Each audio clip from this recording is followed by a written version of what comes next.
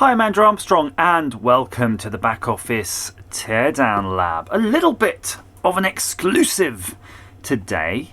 This is from Retro Electro. This is Victor at Retro Electro sent this. It is an upcoming new product that they're going to release, and I'll show you their website. It's retroelectromodels.com.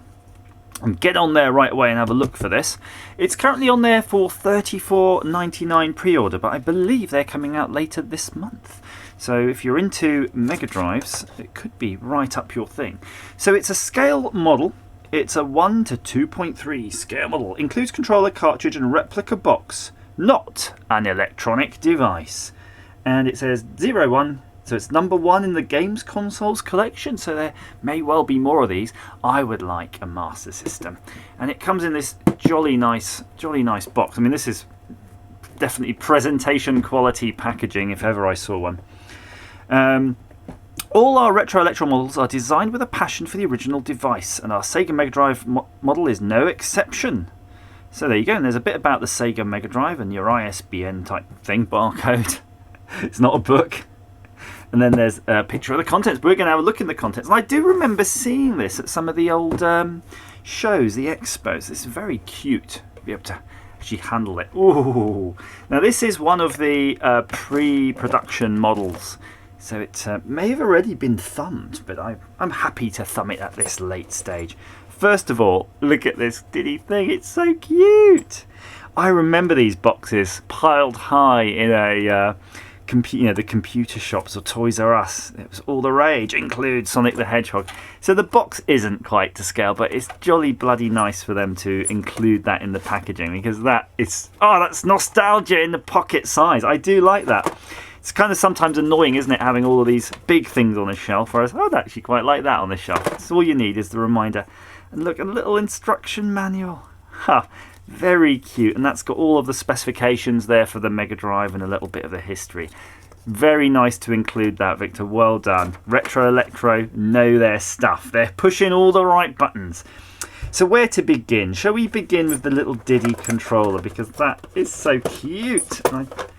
Oh my, it looks like it's really taken from the correct sort of proportion of the sort of moulding here. It's just like an actual one. I wish I was just run up to the loft now and go and find one, but you can see zoomed in, if my hands weren't there you wouldn't know it was a miniature one. You see what I mean? It's just, there you go, there was a little wire attached to that. You would not think twice when you saw that picture, but that is really cool. I mean, it's a solid piece. The buttons aren't squidging in or anything. I kind of feel if that was workable, that would be, I think, just about usable. I think I could just about use that for sure. So that could be a future option. Get these workable at that size. Be quite cool for your on-the-move gaming where you're using an emulator on your phone. And then there's a little stand. I don't know if the stand is for the controller or for the... I think it is for the controller actually, because that looks like a stand for the system itself. So let's not worry about the stand so much. We'll put those there for now. And then we've got that. Let's pop this out. So Retro Electro. Model number 1. So a good solid stand. I guess that's just a normal Z-shaped stand. It will go there for now. And then we'll pop out the actual Mega Drive itself. And I feel it's... Well, one, I'm blown away again. Just like the controller, if it was zoomed in and no hands to get in the way, no reference. I mean, it's a Mega Drive, isn't it? In terms of all intents and purposes, looking at that, it would just look like exactly like a Mega Drive or Genesis if you're in the US, of course. And that's the cartridge. The cartridge is so diddy. Again, totally decent scale model. Look at that. And Sega must have there must have been a bit of a licensing thing, because it has got Sega's markings on it. And looking at this, there's a spring-loaded slot even. The spring-loaded slot is actually present. And it's internationalized, so if you did have the Japanese version and the PAL version, NTSC version, the cartridge should still fit. Click that in there and let's go do some gaming. Brilliant. Right, so let's just be a bit more critical. It does have all of the correct moulding lines on the bottom. It does have where the hatch is. It feels like a more realistic scale, I think, than the Super Nintendo. I do have one of those SNES Minis. I think this is a smaller scale than that, although I don't know exactly what the scales are. On-off button there, you can see just slides. Slides and glides as expected. Volume control, yes indeedy. Reset button looks static. It is. Again, it's probably a trade-off really. Why would you bother putting that in if it's not going to be used? LED is painted on, but you could probably fit a real LED in there if you're really keen, but it would have to be a teeny tiny one. Ports, the phone's port does actually have a little rebate in there. There is a tiny hole in there, so the phone's port actually is there, and so it's in the moulding. And the two controller ports are, I suspect they're either a sticker or a piece of plastic with a label on behind that. You can have a look in a moment. Then there's a stand nubbin, so that should lock in nicely with the stand. We'll set that up in a moment. And then Retro Electro's limited first run. So this would be part of the coveted first run. I don't know how many there are, but normally these things are expensive, so there'll probably only be a few. First run units are actually quite interesting in a way, because if you think this is going to be £35, £40, whatever it might be, a first run unit, technically, if you actually work out the costs, are thousands of pounds to make that one. That one single one will be thousands of pounds out of the budget, because you'll have all the tooling, everything in that.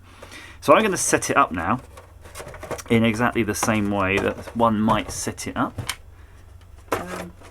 And I think that's a pretty decent looking selection there, don't you? You will forgive the mess, but it does look rather nice set up like that, doesn't it? If you've got a man cave, I could certainly think that you would find pride of place to set this up. Brilliant. So stay tuned for the next video, because we're going to start I'm going to investigate inside this. Perhaps we can find further use for the Retro Electro Sega Mega Drive, first in their collection of scale models. It's once again time to thank those who directly support the channel on the Patreon wall.